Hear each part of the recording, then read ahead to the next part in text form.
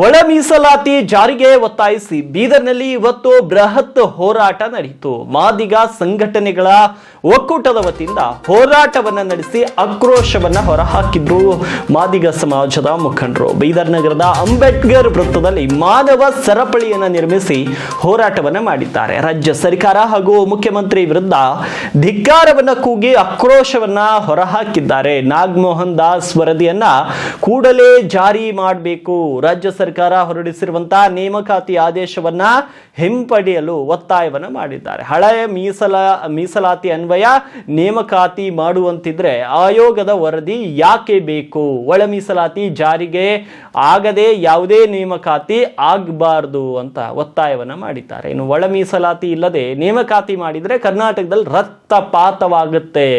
ಹೋರಾಟಗಾರರಿಂದ ರಾಜ್ಯ ಸರ್ಕಾರಕ್ಕೆ ಈ ರೀತಿ ಎಚ್ಚರಿಕೆಯ ಸಂದೇಶವನ್ನ ನೀಡಿದ್ದಾರೆ. ಇಲ್ಲಿ ನೆರೆದಂತ ಹೋರಾಟಗಾರರು ಏನು ಹೇಳಿದ್ರು ಬನ್ನಿ ಕ್ವಿಕ್ ಆಗಿ ನೋಡೋಣ.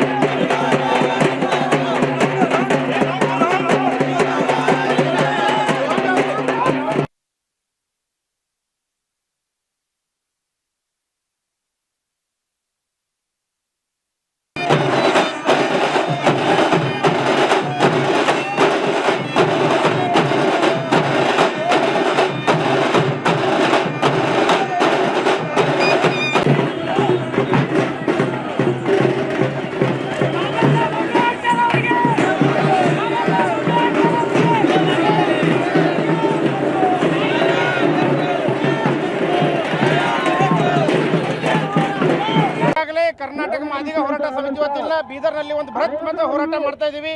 ಈಗಾಗಲೇ ಕರ್ನಾಟಕ ಸರ್ಕಾರ ನಾಗಮೋಹನ್ ದಾಸ್ ವರದಿ ಪ್ರಕಾರ ಏನಪ್ಪ ಅಂತಂದ್ರೆ ಇದು ಕೊಡಬೇಕಾಗಿತ್ತು. ನಮ್ಮ ಮೀಸಲಾತಿ ಕೊಡಲೇ ಇಲ್ಲ ಅಂತಂದ್ರೆ ವರದಿ ಮಾಡೋ ಅವಶ್ಯಕತೆ ಏನಿತ್ತು? ಸೆನ್ಸಸ್ ಮಾಡೋ ಅವಶ್ಯಕತೆ ಏನಿತ್ತು? ಸರ್ಕಾರಿ ರೊಕ್ಕ ಖರ್ಚು ಮಾಡಿ ಹಳೆ ಮೀಸಲಾತಿ ಪ್ರಕಾರ ನಾವು ಪೋಸ್ಟ್ ಕರಿತೀವಿ ಅಂದ್ರೆ ಹೊಸ ಮೀಸಲಾತಿ ಅರ್ಥ ಏನಿತ್ತು? ಅದ್ರ ಸಲಕ್ಕೆ ನಾವು ಸರ್ಕಾರಕ್ಕೆ ಈಗಾಗಲೇ ಮನವಿ ಮಾಡ್ತಾ ಇದೀವಿ. ಮಾನ್ಯ ಮುಖ್ಯಮಂತ್ರಿಗಳಿಗೆ, ಮಾನ್ಯ ಸಮಾಜ ಕಲ್ಯಾಣ ಸಚಿವರಿಗೆ ಒಳ ಮೀಸಲಾತಿ ಜಾರಿವರೆಗೂ ಯಾವುದೇ ಹುದ್ದೆಗಳು ಕರಿಬಾರ್ದು. ಅದ್ರ ಕರೆದ್ರೆ ಇದಕ್ಕೆ ಒಂದು ವೇಳೆ ಹಾಗೆ ಏನಾದ್ರು ಮಾಡಿದ್ರೆ ಕರ್ನಾಟಕದಲ್ಲಿ ರಕ್ತಪಾತ ಆಗ್ತದೆ. ಸರ್, ಸಿಎಂ ಅವ್ರಿಗೆ ಈಗಾಗಲೇ ಸಮಾಜ ಕಲ್ಯಾಣ ಸಚಿವರು, ಮಾನ್ಯ ಗೃಹ ಸಚಿವರುಗಳು ಅದು ಹಿಂದಿನ ಒಳ ಮೀಸಲಾತಿ ಪ್ರಕಾರ ಪೋಷಕರ ಸಿದ್ದರಾಮಯ್ಯ ಒತ್ತಡ ಹಾಕ್ತಾ ಇದ್ದಾರೆ. ಈಗಾಗಲೇ ನಮ್ಮ ಸಮಾಜದ ಮುಖಂಡರಂತ ಆರ್ ಬಿ ತಿಮ್ಮಾಪುರ್ ಸಾಹೇಬರು, ಮುನಿಯಪ್ಪ ಸಾಹೇಬರು ಇಲ್ಲ ಹಂಗಂದ್ರೆ ಹಳೆ ಮೀಸಲಾತಿ ಕರೆ ಅವಶ್ಯಕತೆ ಇತ್ತು. ನಾಗಮೋಹನ್ ದಾಸ್ ಕರ್ಲಿಂದ ಮತ್ತೆ ವರದಿ ತರ್ಸ್ಕೊಂಬ ಅವಶ್ಯಕತೆ ಏನಿತ್ತು? ಕೋಟಿ ರೂಪಾಯಿ ಖರ್ಚು ಮಾಡಿ ಸೆನ್ಸಸ್ ಮಾಡೋ ಅವಶ್ಯಕತೆ ಏನಿತ್ತು? ಇಷ್ಟೆಲ್ಲ ಮಾಡಿ ಒಂದು ಕಣ್ಣಿ ಸುಣ್ಣ ಒಂದು ಕಣ್ಣಿ ಬೆಣ್ಣಿ ಮಾಡ್ತಾ ಇದಾರೆ. ಅದಕ್ಕೆ ನಾವು ಸರ್ಕಾರಕ್ಕೆ ಎಚ್ಚರಿಕೆ ಕೊಡ್ತಾ ಇದೀವಿ. ಒಂದು ವೇಳೆ ಒಳ ಮೀಸಲಾತಿ ಸಂಪೂರ್ಣವಾಗಿ ಜಾರಿ ಆಗದೆ ಹೋಗಲಾದ್ರೆ ಕರ್ನಾಟಕದ ರಕ್ತಪಾತ ಆಗುತ್ತೆ ಮುಖಾಂತರ ಹೇಳ್ತೀವಿ.